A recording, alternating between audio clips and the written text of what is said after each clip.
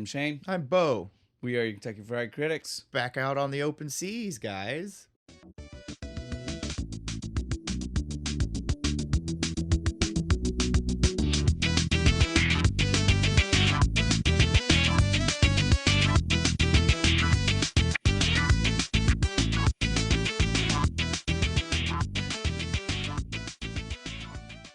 Again, water. You're Yeah. right. We have a weird way of doing these things. It's unintentionally. Nope, it's totally intentional. I'm subliminally like trying to get you to like want to move to the ocean with me so we can do this entire podcast on a boat.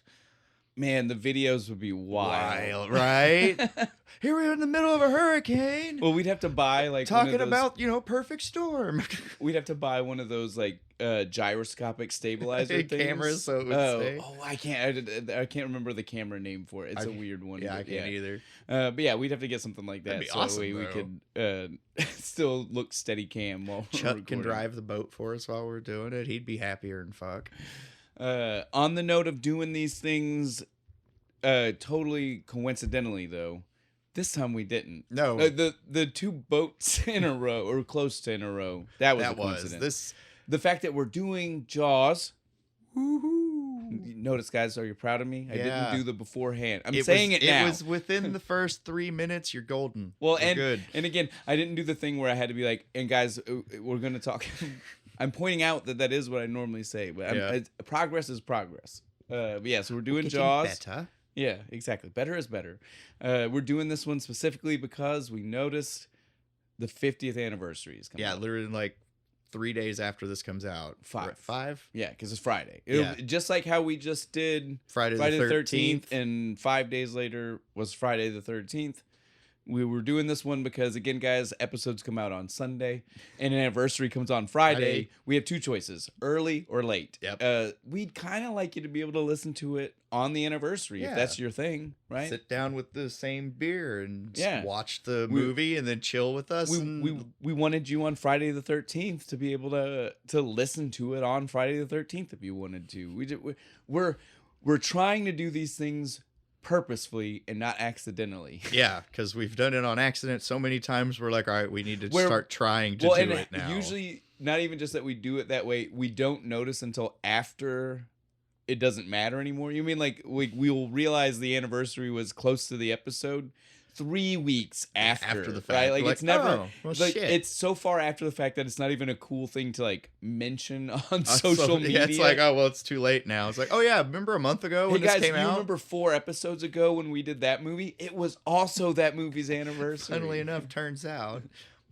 It's cool for us. It's cool that the coincidence is there, right? So yeah, we're trying to pay more attention to that. We're trying to be purposeful. That's the word we're using there. Purposeful. We're thinking about we work these with things. intention here at That's Kentucky Fried Critics. We're trying to. We haven't before, but we're trying to make a change. We're trying to do things a little bit different. Before this was just stupid hobby with excuse to drink beer. And it still kind of is. Kind of is, but now it's like, well, maybe we ought to start kind of maybe taking it a little more seriously. And we're getting more noticed, right? Yeah, like and our more shorts followers. have been doing crazy. We're getting more followers. We're getting commenters. Yeah, for we got a change. super nice one. Well, yes. In all fairness, though, we did ask for. I mean, we specifically said, "Hey, buddy, like, hey, man, what's yes, up?" we got it. No, I'm not knocking you. I love you seeing too much, being too much. Thank you for giving us the comment. We appreciate it. The feedback, as of right now, the feedback is saying new format stays. We've seen cool no with that. negatives about it, and so that's just what it's all going it to be. means is we have to drink this beer faster and we get drunker. Or we just keep it roughly the same pace, and we can then hang out with beer for when we're doing our streams. That's true. That's right. Fair, I guess. There you go. Come on. Or we could just that way we're more just beer for that. It's better to be super drunk on a gaming stream than trying to talk about something. Yeah. Because that's we'll roll right back into 3 hours. It just won't be doing scene for scene with the movie. It'll just be us so drunk we're shooting the shit and don't know how to wrap it up. Here's what we do. We do like Gone in 60 Seconds, right? And then we go like load up GTA 5 and like see how long it takes us to not be able to drive the cars. We find things to go on theme. I like it. Like we'll have our set like old school games that we do all the time. We could load up the old Nintendo Jaws, I'm sure. Well, dude, if we would have been on top of it, then we would have done. See, this is why we need to be more intentional. We would have done the Nintendo Friday the 13th if we were on top of this. Dude, that would have been so fun. I love that game. It's nothing like Friday. Well, I mean, it's in a camp. Yeah. There's a Jason. And everyone dies. It's weird, though. It's very strange in how that game works. You have to have paper and pen for when you go into those cabins. It's maps and shit. knowing which one and like crossing out. I went to this one for this item and it wasn't there. And now I need to find. Yeah, there's a lot of backtracking and weirdness. Don't go out at night. Yeah. That's really the only key thing in that game. We all watched the Angry Video Game Nerd episode. We went way off the rails. We told them the movie. We said the anniversary. We started talking about fucking video games. Hey, it was in relation to the movies we did. I know that we got there somewhat rationally. It doesn't mean that we weren't far away from our intended We were like coasting next to it. But so, Bo, tell them what we're drinking because it also ties in with this anniversary. It does because they put out a special 50th anniversary 1970s style can. Narragansett. You did Lager beer. I did. Proud of you. Kept wanting to say it wrong. Yeah, it's very specifically is 1975 limited edition can. So you see because they're like red now. They're not gold anymore. Oh, it's red and white because they do tall boys. Have you seen? It's like this color white and it's like this red. But you can also get the short cans. I think are green, white, and red. Ooh, neat. Remember we saw the 12-pack. Remember it was a solid green. I think the can is like that color green with the red stripe and a little bit of white. I like the gold. They should just bring that back. It's nice. It looks good. Looks as cool as it did in the movie, minus the fact that these cans they missed out on what that look. Narragansett, this is great. Well, and what I did find out, this is not the first time they did this. Oh, cool. Maybe 5 years, maybe for 45th they did it. Yeah. So like next big anniversary we'll get it again. Sweet. Yeah. Next time, since you do this, this is why we're talking about this. Since they've done it multiple times. If no other beer company listens to me at all on this podcast, please, Narragansett, if you've run this anniversary can again, give me the old 1970s pull tab. Well, look, to me, I don't even need it to be the pull tab, but give me a tab that leaves the pull tab shaped hole. Yeah, something. That's what I want. Like, give me that. I know it'd probably be a pain in the ass. Give me that skinny teardrop looking hole, right? Like, that's what I want. I know that's not better to drink out of. I get it. Science has determined this is a much better flow to. I mean, basic logic, bigger hole, easier, right? Well, and it's not even just the bigger. It's like the curve. You know, mouth. They did a lot of research into how. I remember in the '90s the wide mouth can. Yeah. Well, again, me and you have literally like never even drank out of the teardrop. one? Because like the we just had the U-shaped one. Yeah, the one that was literally just a straight even shape with the tab. Yep. Right. Those were way harder to open too. I don't care what anybody said. But yes, well, yeah. I mean, it was there wasn't enough leverage on that little U-shaped thing. You'd end up just popping the tab off half the time. Before we get off on a tangent about cans, let's get into the movie. Although to start with, I will go on a tangent about cans. So go for it. There. One thing I found out about this movie while doing the research is they were, I guess, Spielberg or someone behind the scenes, prop guy, somebody was specific on why they decided they were going to use Narragansett for the movie, and it's because at the time it was a beer that was only sold in New England, like up the area they were wanting Amity to be from. So it helped set location, right? Help feel like that's locked it in like a real place. But on top of that, it was they were like, don't quote me on the first, but it was like one of the first companies to switch from steel cans to aluminum cans, which makes the scene where he crushes it like to audiences everyone else in 75, like to us we were like it just feels. I've never been an age where I thought he was a badass. Yeah, I was just like, I always thought that scene was funny. I was like, yeah, you guys are so fucking tough. Because at 5 I could have crushed an aluminum can. Yeah, I could do it on my head. So it was one of those things where once I found this out, though, it made so much more sense that at the time that would make, what is that, like 80% of Americans who were watching the movie had never seen An aluminum beer can. They had only seen a steel can. And so it looked to them like Quint had just crushed a steel can in like his hand. It was nothing. He's got this good, strong And hands. exactly. And so it's one of those things where, like, what we see filmed is exactly what it is. Like, a guy crushes an aluminum can. It's not supposed to be that special. Yeah. Spielberg knew that most people weren't going to know that. The people in New England, though, think about that. Like, Yeah, they were probably still just watching like- it, just like, They're like me, like, yeah, and they were like, why is that supposed to make Quint look bad? What? I don't get it. hostile, make him look hostile. Yeah, that's that's about all it would best. do. It's like, Let me- okay, he's being Let me a crush dick. this can while staring. Wish at it was you. your head. Right? But yeah, the intention there was that most people were just gonna be like, no, he's Goddamn, he's you got ripped, them he's big, buff, strong He knows hands. what he's doing. Yeah, he can just. He's got them Crush that Popeye can. forearms, right? He eats his spinach. So yeah, it was one of those fun little behind the scene things I found out.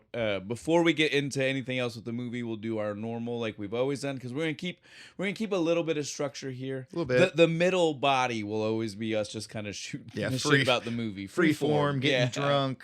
But Possibly not even talking about what we're supposed to talk about. But we will start with the who's in the movie, what and Who stuff, did it? and then we will end with our new segment, which I still didn't think of. I didn't do our homework. Yeah, I Come didn't. up I with have a nothing. Fun, catchy title. Maybe by the time we drink enough and get there today, we might have one in our heads. We'll see. Maybe. I'm not putting pressure on you. Don't do like last time and think Where I you just have to kept come up with it. dart. Just keep throwing. Something will stick. Just because I want it to be good. So literally, like, if you think of something good before we get there, say it. If not, we will wait. Okay. We will showcase this when we're ready. I am calm. I am not in hyper panic mode to find up something funny. There you go.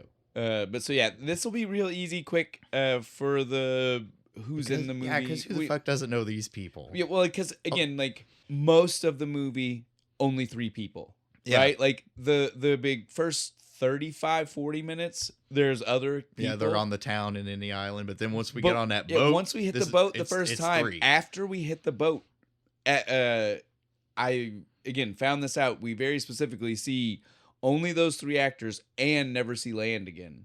Yep. Spielberg did that specifically. He wanted them to be cut off from everything, and he wanted us to feel how cut off they were.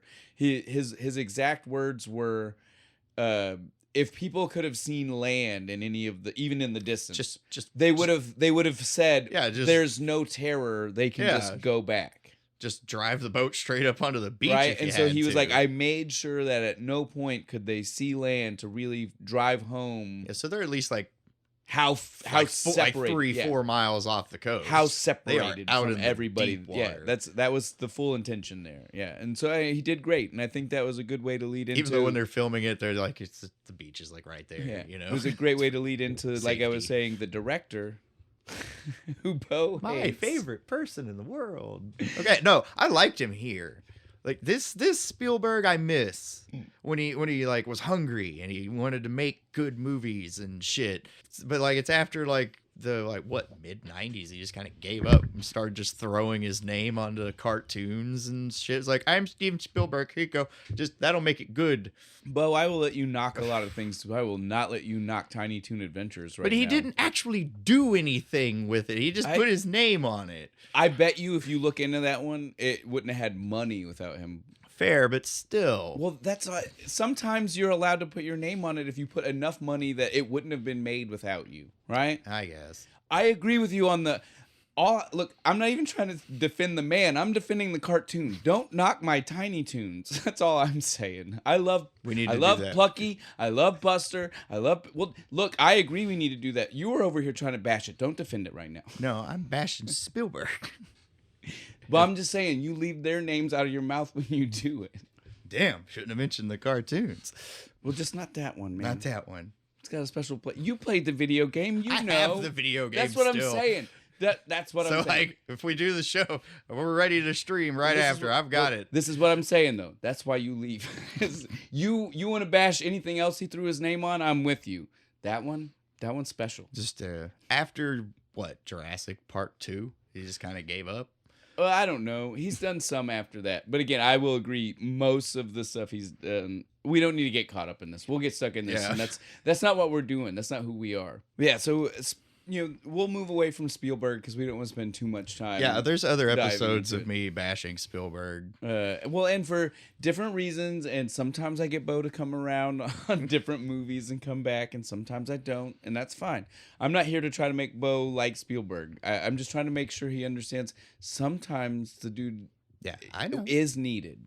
We wouldn't have even in the just put his name on it capacity, because sometimes we wouldn't have those projects because they wouldn't have got the funding they needed. Yeah. I agree that he went overboard and probably put his name on things. Well, but they all do that at a certain point. Tarantino, him, Lucas, they all have He'll taken. Still try occasionally, though. At least Tarantino. Well, but they all still make movies. What I'm saying though is that Tarantino is guilty of doing the thing you're saying you don't like about Spielberg, which is taking another person's project and just putting his name on it. Tarantino has several that aren't his. Yeah. They just say Tarantino. I was just in a fucking cameo or something in it, and it's like, man, did you? No, again, he produced it. Same thing that Spielberg did. Who is in the movie? Okay, so we got 3, like I said, who are in the bulk of the movie. That's going to be Richard Dreyfuss in one of his is like a second. It's like this and Close Encounters of the Third. No. That was after this. It was this and American Graffiti. Also another. It just done. Lucas is the one who told Spielberg to about use Dreyfuss. Yeah. Aw, because of that. Because of working. Go Lucas. I usually don't have good things to say about you either. But so then, of course, we have Roy Scheider, not Schreider, Schreier, Schneider. Yeah, I've heard Scheider. it. I've heard every variation you can think under the sun. I've heard it from other celebrities. Again, like places you don't expect them to get it wrong. I've heard it. Now that we've listed off all the different ways, we probably fucked up somebody. Now they're like, wait, now how do I say it? No, I've definitely, as many times as we've fucked up other people's names. I'm not trying to come down on people. I'm just saying I've definitely heard it wrong. I'm not saying you're an idiot or anything. I say it wrong all I the say time. Other names. Yeah, I mean, you guys, there is plenty of documented evidence of me massacring people's names. If you want to go listen, just check back any episode where we did a foreign movie. I promise. I was about to be like, come on, man, those were foreign films. Doesn't matter. That's not our fault. I still attempted when I didn't have to. You know what I'm saying? Like, I could have just said, we're not doing this, which would have been rude. Yeah, I was going to say, is that ruder than messing it up? Should I have done the research to find out? Yeah, but the Google phonetic thing lies to you sometimes because, it was made by Western people. But so, yeah, before we get too far here, Roy Scheider, great guy. Loved him in this. Loved him in Sequest. I just recently watched the whole series. Me and Bo are big. Again, we've said this 1,000 times. We're both big sci-fi nerds, and that's just it's like required underwater nerd watching. Yeah. It's still sci-fi, but it's underwater instead of in space. Sci-fi doesn't mean in space. Science fiction can be underwater. You mean it's like Star Trek in the water. That's there we go. That was the analogy that would work there. But yeah, because that's what it is. It is 100% just like the Enterprise in underwater. The water. Yeah. I want an HD redub of this thing, but I want them to like go over the ship and make it way better because it's got those like super cheap. So you want like a redone, yeah, like nothing else, just like the CGI, just the CG for the and just for the ship. Like I'll give credit to that show. A lot of it wasn't as bad as you would expect for 95. Yeah, she was super early 90s. Still looks pretty good, but I'm like, man, imagine what we could make it look like now. Can we get a reboot of Sequest? Well, technically they did that when it was on. That's right. Like it was Sequest DSV and then 2032. Right? Yeah, but Roy Scheider said, I'm fucking done. Yeah, I'm done. I'm surprised. We got Michael Ironside. Yeah. That was pretty cool. It was super cool. And there's a whole different tone. Yeah. Different tone. Different show. That's what I was saying to you about, like, didn't they already reboot it? I know, but can we do it again? What's a double reboot called? You need to, if you're gonna talk to anybody, it's the DeLuises because they love that shit. I would happily talk to the DeLuises. Well, you know what I'm saying? Like they were there, they were involved, they left that show and then started all of them producing Stargate. You know what I'm saying? Like Michael, if there's somebody, Peter, my boys, hit me up. We'll get this shit done. All I gotta say to that is, shoosh. For the people that get it, they'll get it. We're not even gonna say no more about it. We've already done that movie. I know too. We have. They better get it. That's damn what I'm saying. For the people that get it, they'll get it. and we don't need whatever. The real ones, they understand. Okay. And our last actor. Good segue there. Nice. Robert Shaw. The guy. Veteran. He was the veteran actor. Oh yeah, right? Don't get me wrong. Roy Scheider was still he was probably like in his mid 30s, late 30s, something like that. Right? Yeah, but he still wasn't like what you would say veteran actor. Yeah, no, Robert Shaw was the marquee name on this one. Oh yeah. Even though most people today would know less about him and know more about Dreyfuss, because again, that's just time. That's what time does for you, right? Like you can't help it. Once you get his catalog is not necessarily in everybody's repertoire of movies. Shaw. This was like his last big one, wasn't it? Well, it's like the only one that most. Again, I'm not saying like people, but most people of a younger era, like it's really the only one that they might even have heard of for the most part, right? Like. The drinking got to him after this one, and it was just like... Well, the drinking was already... Well, yeah, but he was still able to, like, do the movie. After this, it was like... Well, like, barely, though, is the thing. Like, he was drinking It was a good thing he was playing a drunk ship captain, so... Look, now you say that. Robert Shaw even tried to defend himself on that point, and he tried to do the scene. We want, the Indianapolis, his big scene. It's his scene, right? Like that's the best scene in the whole fucking movie. Quint scene, not moment. That's obviously that's the beer, scene. But the scene, the full thing where he really that showcases everything. He tried to do that one, drunk, plastered. Oh no! And no way. It was awful. Yeah, they couldn't use any. Not even couldn't use a second of it. And it was the only time he felt bad, and he went up to Spielberg like midnight after he had sobered up some from shooting and everything that day, and was like, "You please give me one more chance. I know that I fucked up. I fucked up bad." And then literally after doing that, they gave him the chance. What we saw on camera, one take, with that full story take. That was all one take. If he could have stopped drinking, he'd have been phenomenal. Yeah, he'd have been the best actor of a generation, man. But he drank behind the scenes notoriously. Like apparently, like everyone hated him because of how drunk he was behind the scenes, and it's just like, God damn, it's rough. If only he would have just smoked weed. Died by 51. Jeez, did you know that? It was like 4 years after this movie, and he was 51. Now I don't even just say that to be like he was young. I say that to point out. He was 47. That dude looked... He looked in old. his 50s. He looked in rough shape. Jeez. Cirrhosis is a hell of a thing. God as damn. We drink our beer for our We podcast. don't drink like that, though. No, this man asked for 2 cases of brandy. What was it? Apricot brandy.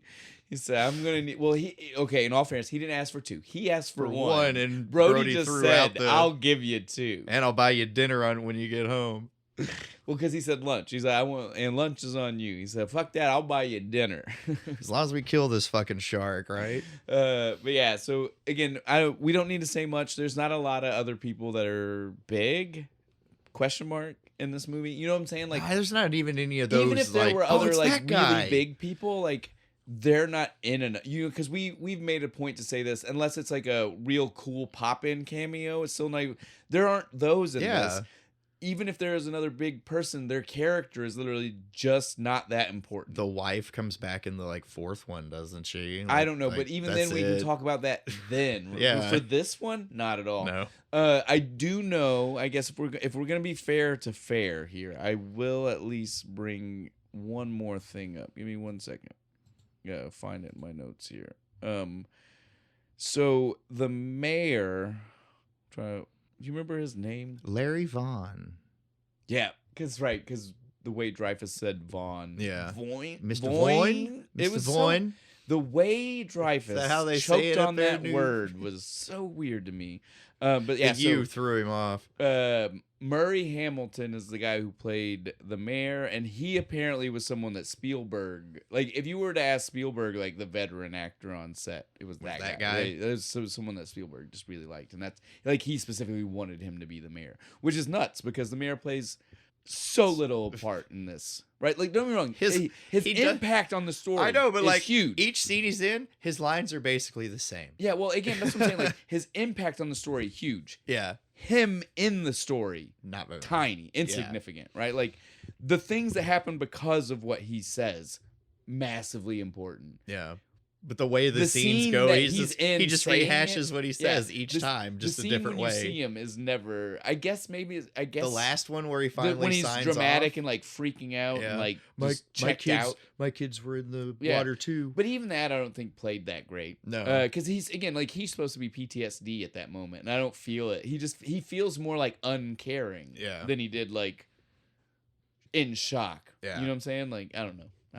But it seemed like a politician desperately trying to think of a way to cover his ass. But so again, I just wanted to point it out because I had read that that's one of those people like Spielberg did consider him one of the people. Maybe he'll pop up again throughout and I the hope show. So. And we'll be like, yo, it's the mayor from Jaws. I love that we can learn things that way. Well, except for like Jaws 2. And that's why we can't deep dive all the time. Because if we deep dive all the time, we'll find some of those things out too soon. Yeah. It's fun to come back to them and be like shocked and amazed and be like, holy crap, we did see that It's person. that guy.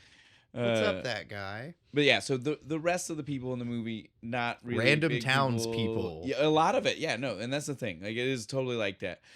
One cool behind the scenes thing that I did read about that I want to mention, and it's one of those like behind the scenes like I didn't learn about it through research. This is one of those like it was in like it's been in like crazy like factoid books that I've read because you know me like I love to read those type things like I like Uncle John Reader or 101 crazy behind the scenes movie facts. So I've been reading this one forever, right? But it's really cool. So the actress who played Mrs. Kittner, the mom of the kid, slaps the the second shit kid, out of Brody.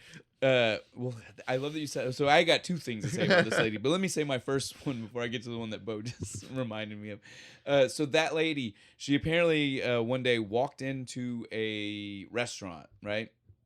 Totally coincidentally, when she got in there, she saw on the menu. It was it was on the beach. It was on the coast in New England somewhere, and it was like a theme kitschy type restaurant. And when she saw on the menu, one of the things was like the Alex Kittner sandwich. Right, and so she was just like laughing to herself, and she told the waitress who was taking. She was like, "I don't want this sandwich. I just wanted to tell you, like, it's so funny. I'm Mrs. Kittner. I was his mother in that movie." The waitress then disappears. 5 minutes later, the guy who played Alex Kittner was the owner of the restaurant. Yo. First time they saw each other since filming the movie. Aw, see, they got she to have found this, her like, son. That's so cute, so cool. This is one of those, like, I don't know the validity of this. I hope it's true. But I've read it in so many books. Exactly. I've read it so many times in my life. If somebody tries to tell me it's not true, I refuse to believe them because that's too awesome. If someone says that to me, I'll just cite the 100 books. Yeah, just like, here we go. I have sources. Where are yours? You argue with these people, not me. Yeah, not me. These are the real Hollywood historians. Yes. Now on to the secondary part, and this one is documented. This is a well documented from both sources. Where you said about the smack in the face, the shit out of him. She really did. That's what I thought because she's like, it's a pop. Roy Scheider went down on record, and that woman on record about this. Roy Scheider said, again, she wasn't well trained in certain types of acting, and one of the things she was not well trained in is how to do the theater slap. So it looks real, but it's not real. You got to paintbrush them. She did not know how to do it, and so 17 takes. He knew. My he God. remembered. He said it. He's gone down in record of being having said it was one of the worst experiences he ever had on set. Fuck these slap fight guys. Fucking Roy Scheider, the fucking champ. 17 slaps, real slaps to the face, just that hard. And the woman who played Mrs. Kittner, her on the record proof that this is definitely true statement about it is that in one take she slapped him so hard his glasses flew off, but they didn't keep that one. I would have. That's the take I think. It just have full. Well, boom. They probably didn't fly off like good. You mean like we think like half full off fly, and there's like dangling in his mouth because that's what happens in the real world. Like if you don't Yeah. set it up for a movie, it's usually not going to. you used to wear glasses. You know, like when they're on your head, they're actually The amazingly last fight on I your got head. in is the reason I don't wear glasses But anymore. you know what I'm saying though, like they are amazingly on your head. Yeah, they don't they are. really fly off the way movies tend to show it too often. I'm not saying Yeah. it never happens, but it's definitely not. It's not as common as a movie would make you If I think. was gonna do it and I needed them to fly off, I'd have the string on Breakaway one end, glasses. and somebody just like Oh yeah, yanks no, it. yank it off. Yeah. Well, and in the 70s that would have worked too. Like Yeah, if I- today 4K cameras, it's a little hard. Like you'd have to have such thin cable. and then you'd still have to go back over and like Yeah. each frame paint it out digitally too. All right.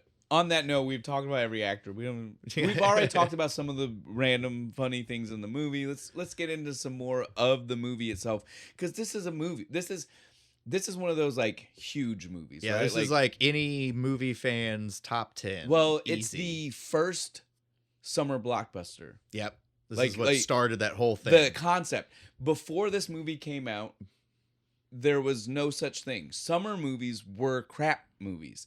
They were the movies 'Cause that everybody was out on doing shit, vacation yeah. and doing stuff outside in the great outdoors. So the summer was like, yeah, this is where we put out the like 8 alien invasion movies. This is the first time where there was a movie and they took a risk. Because think about it, like this is technically a movie that you would not expect your vacation goers to want to see. right, because it would kind of ruin. It's about It might yeah, yeah. ruin going to the beach, right? But it totally had the opposite effect. The people who were on vacation loved it because it kind of gave them a Yeah. thrill to be like, oh, we're People about to, we're on the beach. And Like to maybe be there are scared sharks. for some reason. So it totally worked, and it worked like gangbusters. And well, it worked like gangbusters, and I would have to say thankfully. Because Spielberg, well, I don't know. Thankfully for the rest of us, and maybe Bo wishes not. No, I just wish he wasn't the I way he was I now. know. I'm allowed to make the jokes though, Bo. Come on. But again, we can both agree E.T. came after this, and we want that one. Right? Yeah, Like, I mean, it's we true. can't. My pretend- sister might not want that one. Yeah, but I mean, we can. Yeah. I'm not worried about Tip. Mac and Me's better. Not at I all. am totally kidding. That But was so not again, true. like I'm still allowed to poke fun at it. But yeah, so Spielberg though took a massive risk on this because the budget was insane for a movie that again was technically supposed to be the summer like filler movie. Like just kind of put something out there just in case. They spent $750,000 on the sharks. Fuck everything else in this movie. Not even- 1970s money. That's a nuts. fuck ton of dude. money. That's a gamble and a half. We got $3 million shark prop now. There were 3 sharks, roughly $250,000 each. One was a half on the right, one was a half on the left, and one was a full skin Full-scale suit. one. Yeah. And they found out. So this is one of those things. They found out they weren't really graded to work in salt water. They tested it. No, people think again. This is one of those movies where there are so many like behind the scenes things that have gotten twisted over history. Yeah. People like to say that they didn't test. Like that's one of those like everybody likes to be like they didn't test the sharks. That's why that happened. Oh, they did. They did. But they tested it in tanks at Universal Studios, Which were not salt water. And when they got into the salt water, does other things because it conducts electricity differently. well, and it erodes things differently than salt regular water's water. just It's all around a bad problem for yeah. electronics. And so like there were lots of scenes that were gonna be in the movie, lots of scenes that were gonna be different than they were in the movie because the shark didn't cooperate. The mechanical shark. Makes sense.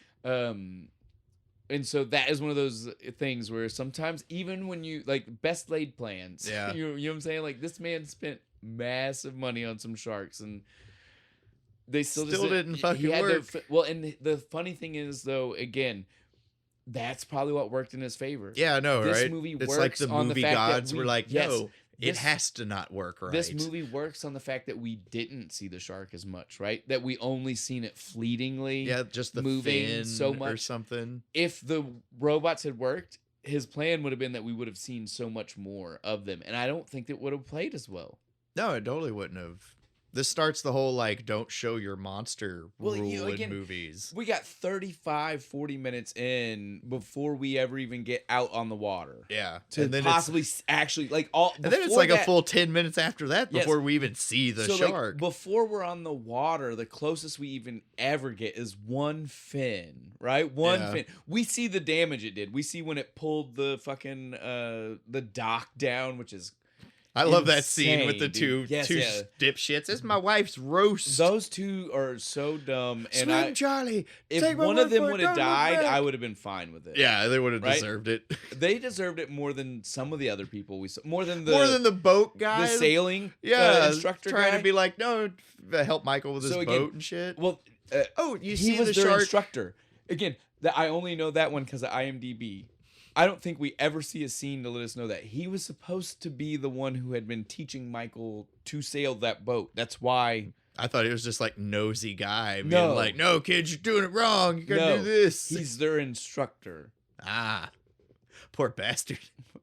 But yeah, like 100%. You see an underwater view Yes. of the shark because they go like over it and it's kind of like underneath and grabs his leg. But Yeah, like, but again, you can't. you still it doesn't can't- give you an idea of size yet. No. It doesn't give you an idea. You're like, we don't And get it's that super until quick. way later. Yeah.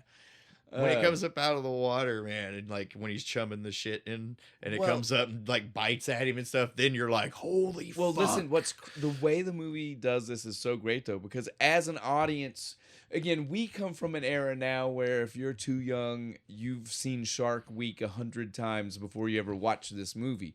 But from an era of people who, unless you were like Brody and went to the fucking library and got an a encyclopedia, bunch of books, yeah. you wouldn't really have any idea, right? To then see, when you see the tiger shark, you're like, God damn, That's that a thing's big fucking and shark. Then the transition from that to To the the- even big, like the great white. And what's great is like those we have those. Those are real, like 25-foot great whites Oh, yeah, yeah. exist in nature. When I was 100%. a kid, I thought this was just like super monster mutant fucking shark. But now I'm like, no, it's just a great white Those shark. are the later Jaws. Yeah, The those later are the, Jaws movies start to deal with the fantastical crazy, right? 3D is a robot. yeah, right? 3D's a Sorry. Cruel Jaws. We gotta do the Italian You one. know, again, we'll get to all of this at some point because these are well worth it. Yeah, they because those are our favorite type of movies, Yeah. where it's so silly and just like ridiculous. And most people might be like, "That's a bad movie." I'm gonna be like, "That's a fun movie." We're This gonna is that. stab the shark with the front of the boat. Yeah, and so we'll save those for when we get to them. We might even be able to lump the way we're doing things now. We can lump Yeah. some of like the crazier ones. We can be like, these Together. are the crazy We Jaws. can do 3 and 4 together. Yeah, something like that. But for this one, what's crazy is this one is supposed to be grounded, Yeah. This And could there actually are- happen. and there are some scenes that are totally not grounded. Not even in a way, not in a way like our final moment where it's just like that takes you out, but just like ungrounded. To the point that Mythbusters has done episodes Like, about to like how prove it, yeah. crazy it is. But the reason I bring that up is because the one that I totally thought was not believable was true. Like of all the things, which is the fact that you see the shark bust the cage, like The shark cage? The one it was the first hit. Yeah, right? just the very first one, the just first boom, note, and just busts right in. That is happen. That can happen. A shark That is a can real, do that. That's because that's a real shark.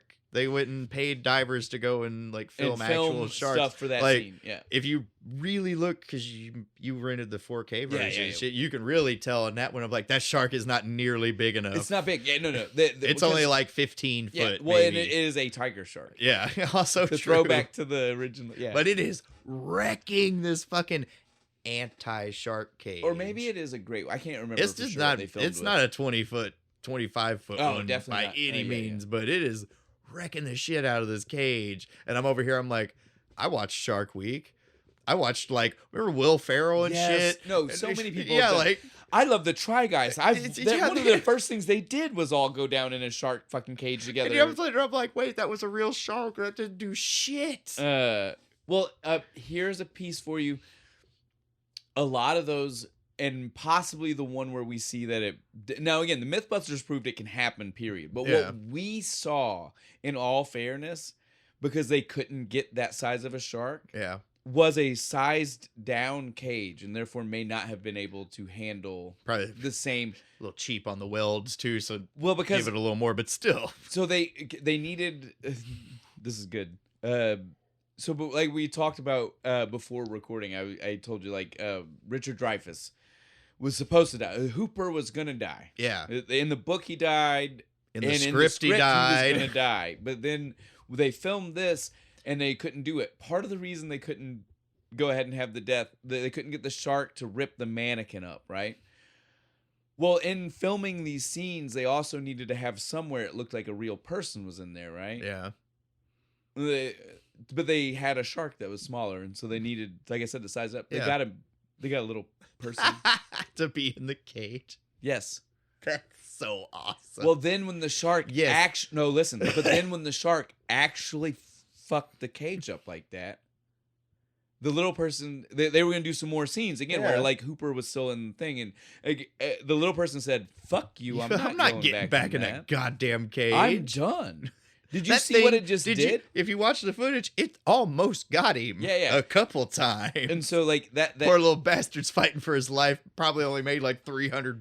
Between that happening and them not being able to get the shark to attack the mannequin, Spielberg was just forced into the moment of him being like, well, fuck it, I guess Hooper lives. Yep, we're just going to film him going hiding under the thing. The rock. Well, that actually was inspired by the little person. When that all happened, he actually did that? He ran to flee and hide. Well, maybe not that way, but that is like, and so they were inspired. Hell to be like, he was so like, fuck this movie. I'm out of here. Sorry, little guy. Well, I mean, you got balls of steel just doing it. That's all I'm saying. Yeah. It was crazy. I would have told him, fuck you. I'm not getting in that cage. You're going to do what now? The other things that they left out of the script, though, unlike that one's fun and interesting and exciting. The other ones that were left out, I feel like it's probably good they left them out. One of them you can feel in the movie. Like, I think it almost makes the scene that they did record make more sense. But I'm glad that they didn't elaborate on it. Would have added 30 minutes to the movie. It would have too much. And I'm sure for a book... Well, no, even the book you might have thought the book was probably would have been like made it too long. Danced around it. We should tell what it is. So the mafia was supposed to be involved in the book, which makes the mayor's behavior make a little more... On the ferry. Yeah, when they're on the ferry. When he rolls up and he's with all his boys and he's like, look, that girl wasn't attacked by a shark. It was a boat propeller. We all know this. It happens to tourists all the time. Even the medical examiner is like, yeah, that could be. We're going to have to change our reports. So I feel like knowing would have made way more sense. Yeah, knowing that there was originally a mafia connection makes that scene make sense. Because it felt weird. Give me one scene. Give like something. You know what I'm saying? His assistant being like, Big Tony's not going to like this. Right. Something. It feels... Hint at it a little more. Seeing the ferry scene without knowing the mafia, it feels jilted, right? Like you're just like, so the chief, the sheriff, whatever his, chief of police, is supposed to be intimidated by the mayor and a bunch of business owners? I guess. Right? But thinking that they all know that there's a mafia connection. They're all bigger than him. Whatever, they are out on this boat. He's armed. Like, accidents can happen. He's armed. Whatever. He's got it. But again, knowing that they might be mafia connected makes it all make more sense. It does. Right? Like, it makes that scene play better. And it makes his blatant refusal to shut down the beach make more sense until his kids get almost eaten. Exactly. All of that makes so much more sense. Two lines of dialogue would have made that all make way more sense. And I'd have been more sympathetic toward the mayor. Now, the last one would make you not sympathetic for anybody and definitely had no reason to be in the book. And I'm glad they left it out of the movie. Yeah. And that was that in the book, Hooper and Mrs. Brody are supposed to shack it up. Yeah. Why? Totally cheats on her husband. For what? And then they go out in the water together. Yeah. I guess to add more tension. But I thought the beauty of the water scenes were that we're seeing the camaraderie. Yeah. Right? Like we're seeing these people who weren't friends become friends. And especially Quint and Hooper, which takes forever. And they hate each other at first. I feel like if we had the other scene, I would have just been like, them two would never have gotten along quickly, stuck on the water. I'd be more likely thinking... Waiting for this to turn into a murder movie. Yeah, a whodunnit. Throws fucking Brody off the boat. But so yeah, I felt like that one was correct. Yes. They made the right call there. The Mafia, As much as I like books to movies and I like the movies to be as like close the as book, possible. Sometimes you got to get rid of shit. Sometimes maybe the dude who wrote the book was fucking was trying to wrong. cash in. For Yeah, something. just you got to have something in there for the ladies. I think I right? read that they had to throw him off set. He was the writer. Yeah, he was so upset that they weren't including those scenes, and that really he with Richard Dreyfuss as Hooper. Also, because they changed the ending, the way the shark was killed, I think, was different in the book. It was certainly not an explosion. Oh, in the mouth whatever of the it was tank. in the book can't be as badass as blowing up the tank. Whatever was in the book was more realistic, and so like that's what the dude said to Spielberg. And Spielberg said, "Listen, I told this story across 2 hours, and the first hour and a half was so good and believable for real shit.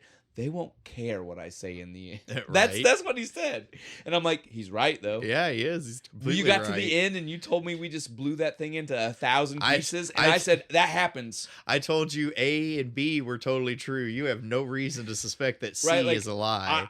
Whatever. I believe that 100,000 Right. pieces of shark flew in the air and landed. That Fucking scene is so funny. Mythbusters ruins it with Dude. their little test where it's like, no, it wouldn't blow up. Yeah, Like, fuck look, you. The scene is so crazy with Brody just sitting in the water, and there are literally still pieces hitting falling water. the I water. was like, stop. So right you know, now. like just filming wise, there's just a guy off camera just chucking bits. No, he's bits got of one of those chum buckets. and he's just chucking it into the air. 100%. He's just chucking with the chum buckets, dude. Awesome. Yeah. So it's one of those things where, I mean, Spielberg made some good calls. Spielberg made some weird calls. You can't blame the man. Yeah. Again, like both said, this is when he was still trying. He was not Steven Spielberg at this was point. a guy that had to prove himself Yeah. at this point. And so like he was really going out on a limb a few times on what he was doing. That being said, apparently a lot of people on set didn't like him. Aw, really? Blamed him for. So this was originally going to be a short film. Not like in how length, like in like filming an actual time. Oh, filming like time. 15, 20 minutes. No, filming time. Oh, okay. Recording time. Like making yeah. the movie was only supposed to be a short amount of time. It was like 55 days. They went 100 and something days. Ooh, yeah, I'd be a little pissed. People hated him on set. And so notoriously, the last thing filmed is exactly the scene we were talking about. The Big boom. Everything blow up, Quint gone, whatever. We're dealing with all the. We'll get back to that in a second. But yeah, the explosion, right? Spielberg left. Spielberg was not there when they recorded that. Because he found out that all of the people were going to fucking mutiny on the like they were going to do something. They were all pissed off. And they were they're going to fucking blanket party him. Something. Get him dude, with like the soap tar and the sock. feather him, dude. Like they were going to do something. Throw his ass off the boat. He caught wind of it, and so he fucking left. He bolted.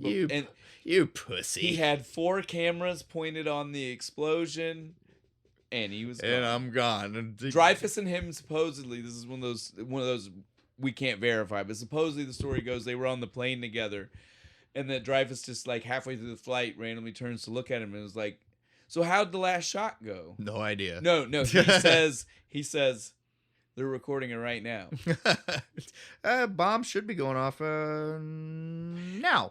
Oh man, it's one of those things where it's just like that's he's got a little countdown yeah, dude. timer. Oh man, dude, it'd be priceless, right? Beep beep beep beep. Yeah, it just blew up. We're good. Movie's done. But so yeah, the no surprise here, despite the fact there are multiple sequels, the movie does end with the shark dying, blown in half, blowing it in pieces. blows in half and just sinks to the but bottom. He does in the process take out our man Quint. Yeah, goes out like a fucking badass though. He's stabbing it with his machete.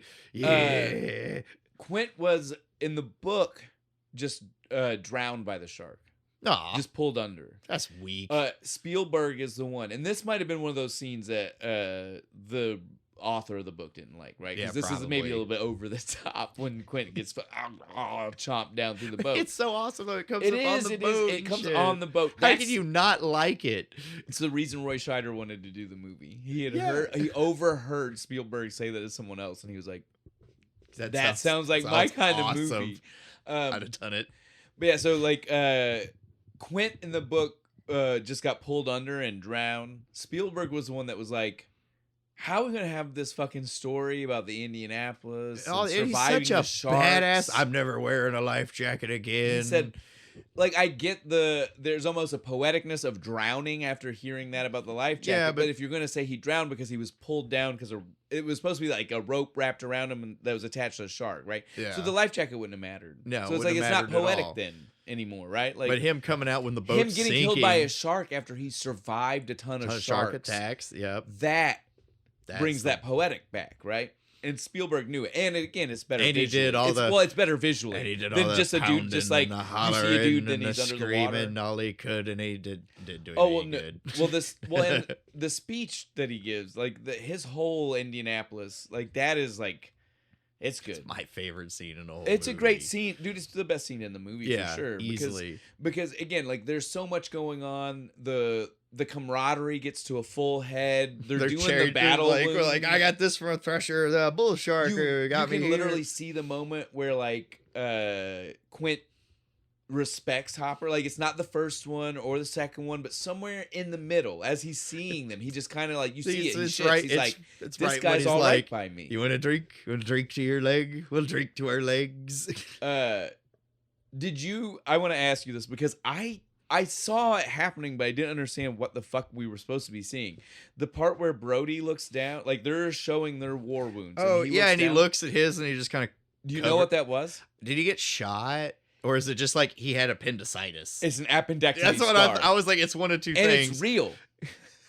It's a real... That is... perfect. That's Roy Scheider's actual appendectomy scar. Nice. Yeah. I was like, it's one of two things. Either he's like, I got shot when I lived in New York and I don't want to talk about it. Or nope. It's... the only scar I have is from a medical procedure. And I don't want to look like a pussy. Now, in all fairness, though, he did almost drown as a 5-year-old or whatever the fuck or whatever the background. reason why he doesn't the like the water. backstory they almost tell us, but they don't really tell tell us. us. His wife is like, you don't like the water. There's a medical term for it. And he's just like, drowning. Dude, the way he fucking... drowning. Well, he was already half drunk by the time Hooper showed up with the wine. And then he pours him, dude. He pours into himself it's like, a beer glass. Yeah. It is straight up like our it has size ice beer. in it. And he just fills it to fuck the up. top. And the wife's like, "You okay?" And he's just like, "Yeah, I'm good." Oh yeah. He looked at it like, "Oh, that was on purpose." Yeah, I totally meant to do this. I'm having a really bad day. And then he doubled down, noticed. right? Though he doubled down. He's like, "Yeah, that was on purpose."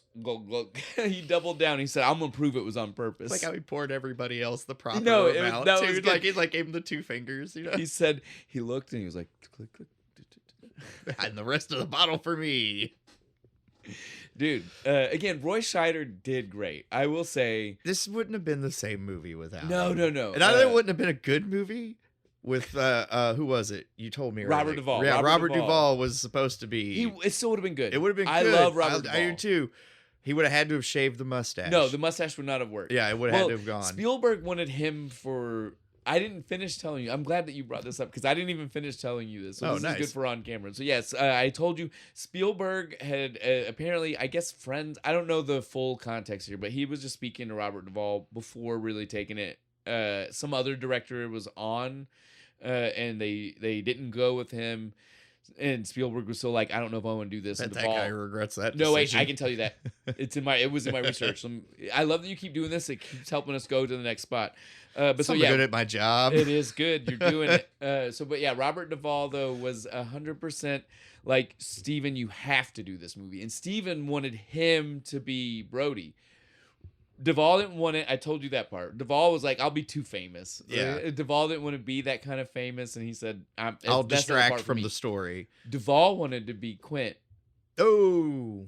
Spielberg said, "No, you're too young." Yeah, in 75, yeah, said, I need an old grizzled man of the sea. Yeah, he was what, like 36? Yeah, well, he was fucking Roy Scheider's Yeah, age. he was the same age. He's like, that's not gonna work, he's man. like, dude, you can't do the Indianapolis speech. Nobody's gonna buy it. What were you, 10? Yeah, he's like, dude, I can't. I stowed away. I just hid in the cargo hold. And he's like, I cannot in good conscience. Imagine how surprised all those sailors were when this 10-year-old popped up amongst them in the water. Like, what the fuck are you doing here, kid? So again, I don't remember who the first director was. To go back to this, since you brought this up before I forget, because you are gonna love this. This is because it's funny. This is so crazy, and people will have to look up who it was. I'm sure you can find it. It was easy. It was just randomly in my research, so I'm sure if you look for it, you can find it, right? But it was some other guy, and he was like, it was essentially like the pitch meeting for what his vision of like just initial storyboards. It wasn't even like actual storyboards. Like he's just like pitching the idea of the storyboards to them, right? To be like, this is my vision, what I want to do, right? And so he's just talking about the opening. He's like, yeah, and so like I want to have the camera actually in the water, and the first scene we see of Amity is coming up out of the water. That sounds dope, right? It does. That sounds like a good shot. His next words out of his mouth, supposedly, according to all these sources, was that he was like, and then the next thing we see is the whale rising up out of the water. And no, that's it. That's exactly what when you look it up, that's literally like the way it's written in most facts is like ... And that's when everybody in the room kind of looked at each other like, was like, if this man doesn't know the difference between a whale and a shark, then I fucking don't need him directing my movie. He just wanted to do the orca movie. It's because the orca was but yeah, so exactly though, like everybody that like all the producers and shit in the room, when they heard the man say that, where they were just like, if he doesn't know the difference between a whale and a shark, I don't want him to make my movie. And then you see the whale come out of the water. That's it, dude. Can you imagine like how early on? Again, I don't know if there were other people between him and Spielberg, but that's the reason Spielberg was not the first director. Yeah. They had a guy, and in the pitch meeting, he didn't know what a shark was. And then the whale rises up. I was like, oh man, that very first shot sounded so you good. Sounded like you had it with the rise up under out of the water, and you got the music like in the background, sharks like swimming, looming in on it. Okay, that gives me started off good. That gives me a good, I think, lead into one more cool fact type-ish thing, and then we should do we're probably ready to do our new segment, our what takes you out of the movie. So the last thing on this like level of he could have had a dope one where the shark looks vengefully at the city right away.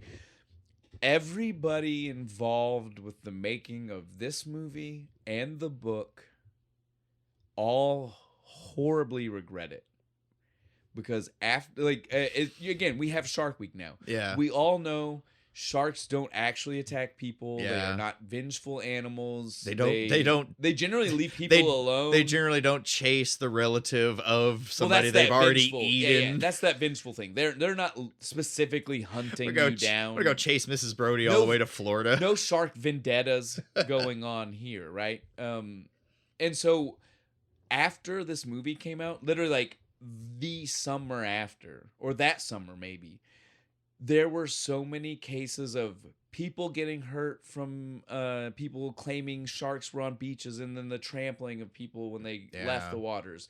There was a case in New Jersey where an entire fucking town slaughtered this baby whale that got beached because they thought it was a shark. God. Beat it to death. I would feel bad too. And so the guy who wrote the book felt so bad that in his later life became a shark conservationist. Conservationist, yeah. Conservator. I was going to say conservator, which is the right word, but I started to say both at the same time there.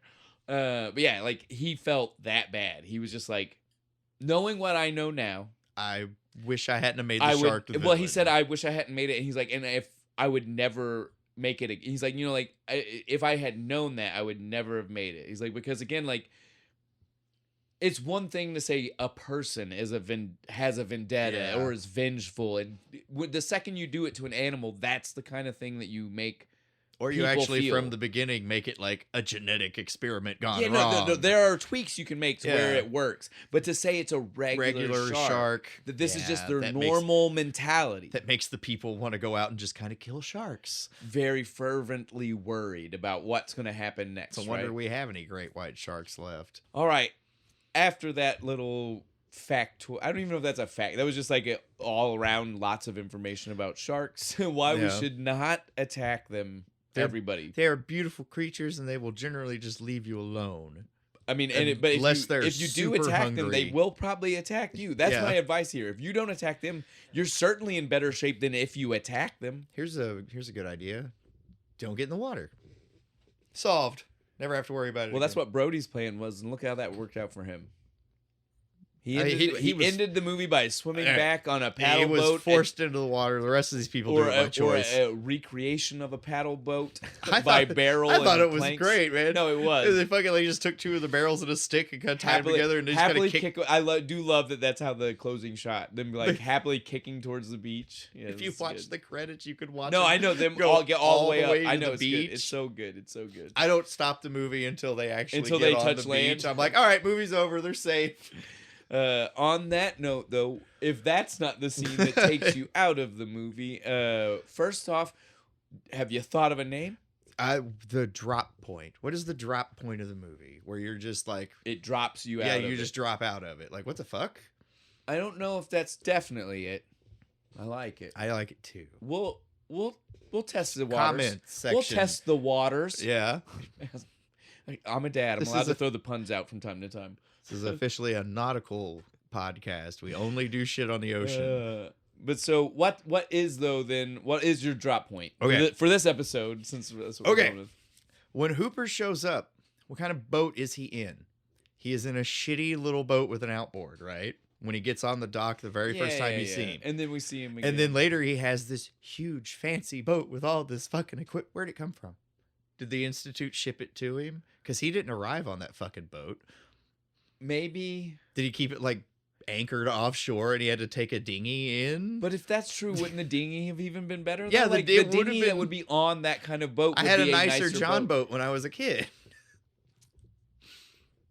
I don't know. That was the only part where I was like, "Where'd this fucking boat come from?" I would have even been okay if we'd have seen somebody else driving the boat that he came up on. Because then it's just that he did what you said. He was out. And he had to pay someone to come out and get him and bring him to shore. But since he drove the boat himself, it does leave a lot of questions. Yeah, that was my only. Where I was like, "Where did this fucking fancy ass research boat come from?" Well, and why didn't we ever see it again? I was like, "And where does it go?"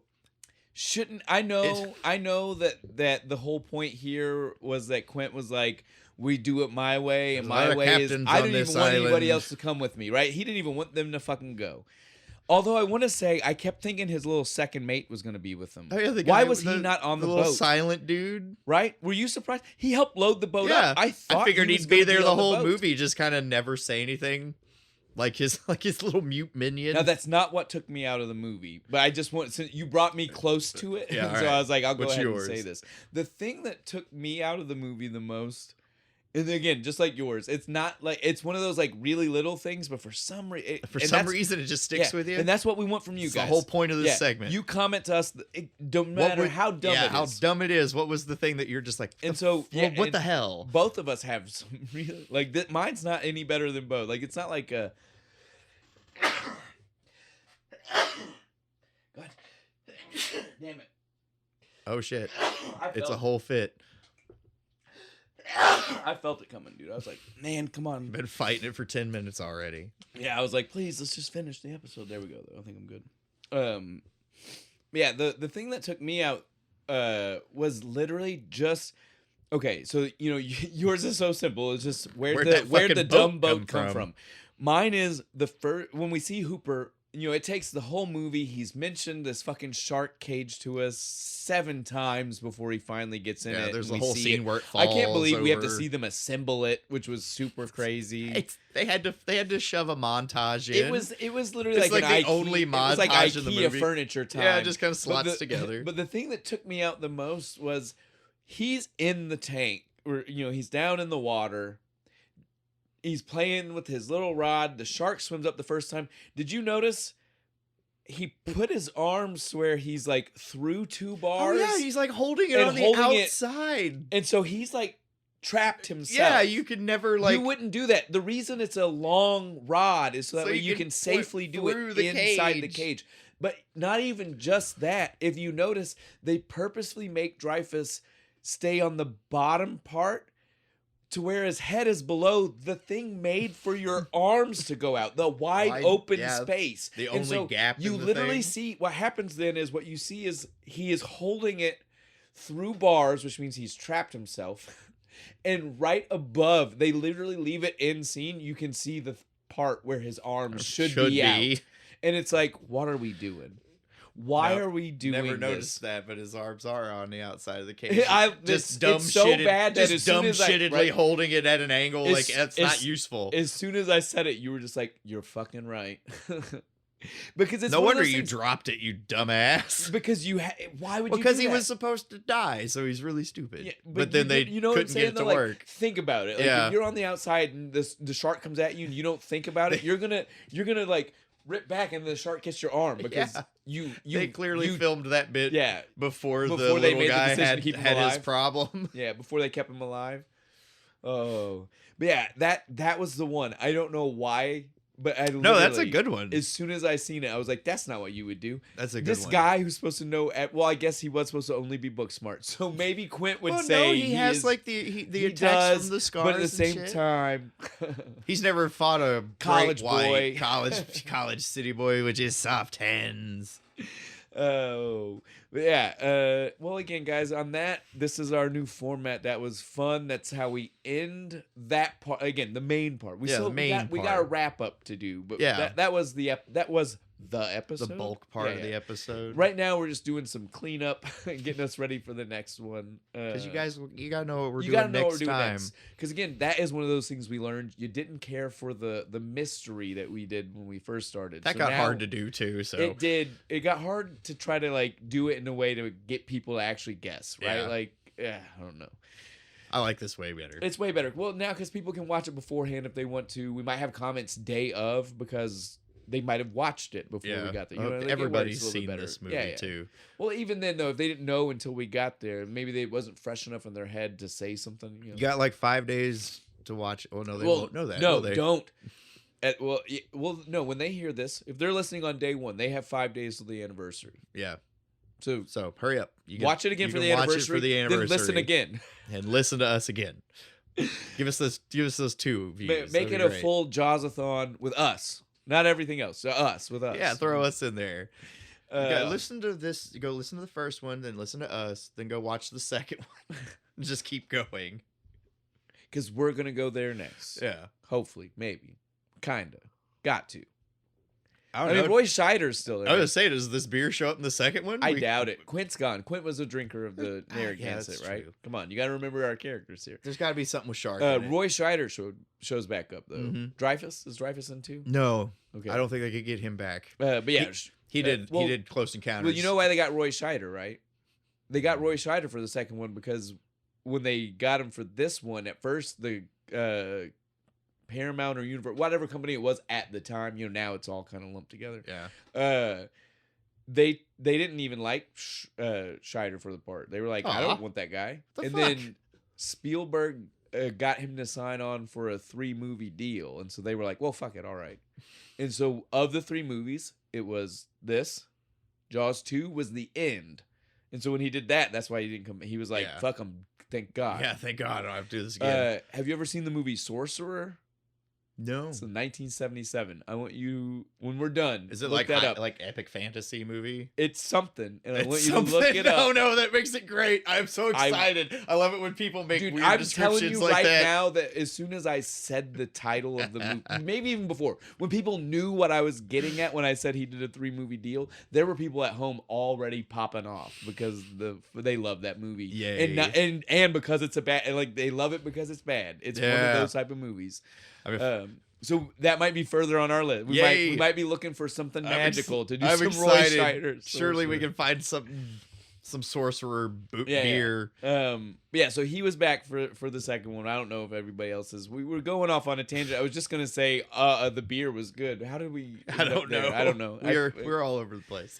But the beer, well, we're a few. Well, you know, we're a few in at this point. Well, and the and, beer you know, is really good. It is, and you guys know how we like to do. Usually, when we're doing a company that's a little bit bigger, Yeah. we're not really like, we love you and we want to pop off for you, and it was good and it gave us a good time. But at the same time, we don't feel the You don't obligation. need us. We don't feel the obligation on like we do on the small You don't beers. you don't need my little. You don't fucking need my shout tasting out. notes. You've had 45, 50. You've had at least 50 50. years of tasting notes being described by people. Easily more than that. Yeah. It has to be. So you don't need us for that. People, all we're here to do is remind people it exists. Go try it. If you thought it was only for the movie, you were wrong. Next anniversary, give me the fucking Give us the tab. the old can. On that though, Bo, what are we gonna do next time? Next time we're doing Three Floyd's Brewing's Turbo Reaper IPA. We're gonna be watching Bill and Ted's Bogus Journey. Because you know us, we can never do things in order. No, and death is honestly the best thing about that whole fucking movie. He is so a great awesome. He's the character. greatest. All right, You have sunk my battleship. save that. We'll have plenty of time for that next week. It's just a little tease.